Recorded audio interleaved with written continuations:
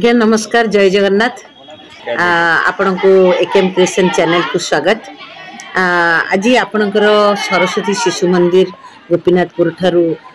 Plastic version उद्देश्य अभियान वर्तमान पिला माने जारी रखिछन्ती। आपणकर उद्देश्य आभिमुख्य कौन माने आज पिला मान को नेकरी ए अभियोग करिबा बा अवेयरनेस क्रिएट करिबा। देखो साई सरस्वती शिशु विद्या मंदिर 17 वर्ष है तार केवल शिक्षा नुहे शिक्षा सहित परिवेश स्वास्थ्य अनेक कार्यक्रम संस्कृति अनेक कार्यक्रम नहीं आगे यही साई सरस्वती शिशु विद्या मंदिर छात्र छात्री समस्त गुरुजी गुरुमा ये गत काली एक विराट पटुआर प्लास्टिक वर्जन करने स्वतंत्र अभियान आरंभ कर प्रत्येक गाँ गाँ बुली से माने घर घर बुझाउछन्ती जे प्लास्टिक व्यवहार द्वारा आमर केते पृथ्वी माँ प्रति बा माटी माँ धरित्री प्रति केते खराब होउची प्रदूषण होउची घरे घरे बुझी माने बुझीचन्ती। एथि सहित विराट पटुआर शिशु विद्या मंदिर ठारू गोपीनाथपुर देई आपनकर सुरेंद्र महांती कथा सम्राट सुरेंद्र महांती ग्राम पुरुषोत्तमपुर देई उत्कल गौर मधुबाबू जन्मस्थान निकटस्थ ग्राम अंतुशाला पहुंचती सेठी पहुंची सेठी अनेक प्लास्टिक वर्जन उपर बुझेवा सहित कार्यक्रम को अति विराट पटुआर जो भली करिसेंती ये निकट अंचल विशेषकर सालेपुर अंचल बहु प्रशंसित कार्यक्रम बोली आम अनुभव करछु। या जनसाधारण मध्य निजे बुझिकरी बहुत खुशी अनुभव करछु। ताले पिल्ला मानक भितरे भी गोटे सचेतन जागृत हबो जे आमे प्लास्टिक की वर्जन करबा और अन्य मन को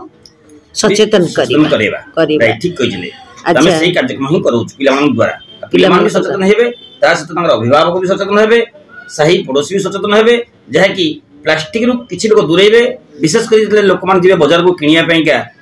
निहाती गोटे कपड़ा बैग नहीं जीवा दरकार हाट कला बेले जो आम निकटस्थ पागा हो सौरी हो रामेश्वर हो जो हाट अच्छी कपड़ा बैग नहीं आम परिबा निजे किणी दरकार कारण प्लास्टिक दूरी रहा दरकार ना खराब कौन प्लास्टिक व्यवहार कले तार खराबटा कौन बोले आपण अनुभव करछन्ती। अनेक थर पिला मानक आम कहिछु एवं आम निजे मते ट्रेनिंग नउछु प्लास्टिक व्यवहार द्वारा आमर जो प्लास्टिक आमर पडुची देखंतु गोटे साधारण कथा कहतो आपण गोटे प्लास्टिक जरी गोटे जिंस नहीं आसले आपण कि जिनसटी खाइदेले जरी पकईदेले आपंकर घरे किसी गाई गोरु अच्छी से धोईकी खाइबेनी क्या चाटिकी ता भर खाइबेनी से संपूर्ण खाईदे जहाँफल जो प्लास्टिक जो संपूर्ण खाइला से प्लास्टिक जिनस गला से पाकस्थल प्लास्टिक केवल हजम हम ना पाकस्थल रहा गोटे प्लास्टिक नुहे अनेक प्लास्टिक जाऊ पाकस्थल रही रही गाई जो विशेष कष्ट हम देखो आप गाई छटपट है आप देख डॉक्टर डाकिबे देखला देखो देखो कौन ना पाकस्थल जाम खेतु आप देखते मेडिकल जहाँ साइंटिस्ट अनुसार देखिए ऑपरेशन कर मेंचा खंडे प्लास्टिक जोरी बाहर कारण प्लास्टिक द्वारा जहाँकि पाकस्थल जाम रही जंत्रणा भोग होता तार खाद्य हजम होता आप चिंता करूँ ये पशु जाति केते कष्ट पाउछन्ती मानव सभ्यता अनेक कष्ट पाउछन्ती आप जो पानी रे गाधौछन्ती धरतु नई नाल जे प्लास्टिक फोपाड़ी दउछन्ती से माटी रे मिसु नाही मृत्तिका रे मिसिबो नाही प्लास्टिक या द्वारा मृत्तिका नमिस द्वारा जो मूर्तिका द्वारा जो एक्चुअल जी आप उपकार पाइबा कथा उपकार पाई पाना साधारण जीवन यात्रा अनेक क्षति घटुଛି तो प्लास्टिक आम बहुत विपद से दूरे रहीबाटा नितांत आवश्यक। बहुत बहुत धन्यवाद कारण आमर छोट पिला मानक भितरे क्रिएट करवा आउ जनसचेतन करवा ये गोटे बहुत भल जनकल्याण कार्यक्रम आपण शिशु मंदिर तरफ शिशु मंदिर आमर नुहे ए शिशु मंदिर होती समाज आज्ञा आज्ञा आपण जने सेवक